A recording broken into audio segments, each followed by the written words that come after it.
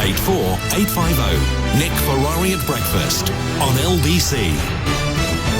The Conservatives have pledged to rewrite equality laws to define sex as biological if they are successful at the general election. This landmark change, as they call it, would help safeguard girls and women-only spaces for biological females by stopping sex becoming conflated with gender identity. Now, accordingly, earlier this morning I spoke with the relevant minister, Women and Equalities, as well as Business and Trade, but Women and Equalities in this area, Kemi Badenoch. She outlined the plan and told me the Conservatives want to bring it in to avoid the confusion between gender and sex and to protect the most vulnerable in society. We are clarifying that sex, the word sex in the Equality Act, means biological sex and not any new redefined term.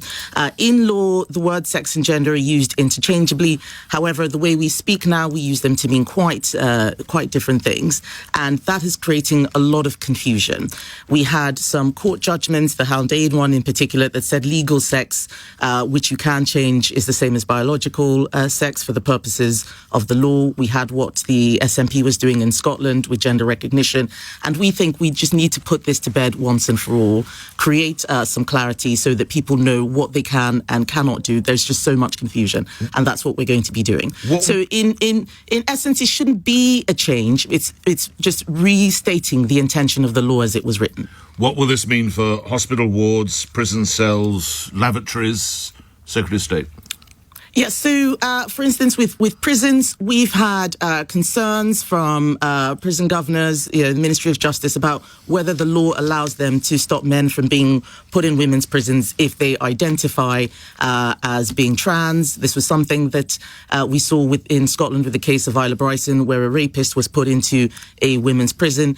This settles it once and for all. There shouldn't be any matter of it going to an employment tribunal or a court. Clarifying that sex means biological sex just means that a lot of those instances where people aren't sure what to do because they don't know what legal sex is versus biological sex or sex and gender will just stop. So that's Kemi Badenoch speaking with me earlier in the first hour. If you were listening, you'll know that I referenced a piece she writes in one of the newspapers, The Times. I just want to read you the introductory paragraph or two to that. So this is Ms. Badenoch writing in the paper. Last month I received a letter from a woman that was so profoundly distressing I felt compelled to share it. She wrote about 2 incidents of being followed into a women's toilet by men presenting as women. The first time, aged 16, she was raped. The second time, years later, she was able to lock herself in a cubicle as a man dressed in women's clothing tried to break the door down. She is one of many women who write to me every week, says Miss Badenoch, asking we do more to defend single-sex spaces, so we are going to act. Let's turn first to Joanne Lockwood, who's founder and CEO of See Change Happen, an equality and diversity support group, who joins me now. The horrific events I just read from the article that the relevant Secretary of State wrote, will it address that in your view? Good morning. Good morning, Nick. Thank you for inviting me on. I completely agree that what we want to do is prevent predatory men in any environment having access to hurt or harm other people.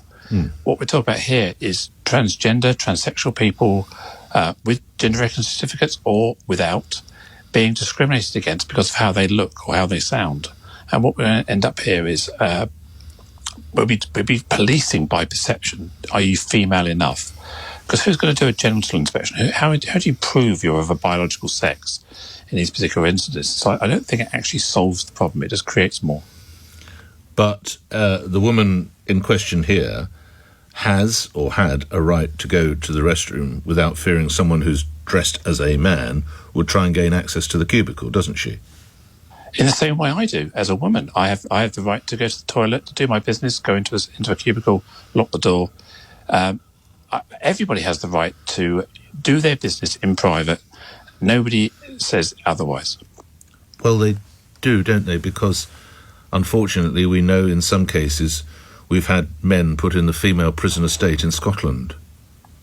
Again, what we're saying here is transgender people, transsexual people are not women or not men, depending on whether they're transmasculine or transfeminine. What we're doing here is we're accusing transgender people a being of their birth assigned gender. And that is where the Gender Recognition Act and the Equality Act provide us, me, people like me, with the ability to carry on our lives unhindered. We're not, we're being conflated with predatory men. We're not predatory men. There are predatory men out there, and they need to be stopped. But it's not transgender people. Well, how are they to be stopped? So you go about your life not troubling anyone. If you choose to tell me how long you've been trans, you don't have to, but I would imagine possibly for a number of years. Do you not feel that in a way this is the problem by people who choose to call themselves trans and cause issues for folks such as yourself? People will always do bad things if they want to. I don't see many instances of people saying they're trans just to access spaces. I mean, given the discrimination and the stigma of being trans, why would anyone say I'm trans? Because it gets you into the female jail and not a male one. Yeah, well, I can't speak in that case. It gets you into a female ward and not a male ward. Well, when I'm in hospital, I want to be treated with dignity and respect. I don't mind whether I'm in a private single room or whether I'm in an open room with other women. But don't put me in a room with men. I'm not equipped to be in a room with other men. Yeah, okay, I hear you. But that's not quite the point I was making. Is that the predatory males have caused this issue for someone like yourself who just wants to get on with their life. Do you not see the point at which I'm driving? Completely. I completely support the law needs to protect women and young people from predatory men. I completely support that. But trans people, transgender people, transsexual people are not predatory men. No, so isn't that what this law is seeking to do, lastly? If that's the intent of the law, then that is what we all want. But I think if you look at what Kemi, Rishi and other people are saying, it's not around that. They're trying to demonise transgender people, as they have done through the CAS report, through other initiatives, blocking access to puberty blockers. They're trying to erase transgender people. Let me read to you from the article here. This is Kemi Badenoch. Clarification is required, not just to protect the privacy and dignity of women and girls, but also trans people who were going about their lives in peace until predators started exploiting loopholes in the law by calling themselves trans with no evidence beyond their self-identification. Surely that's wholly supportive of you. What she said earlier in the interview with yourself was those people who identify as... I don't identify.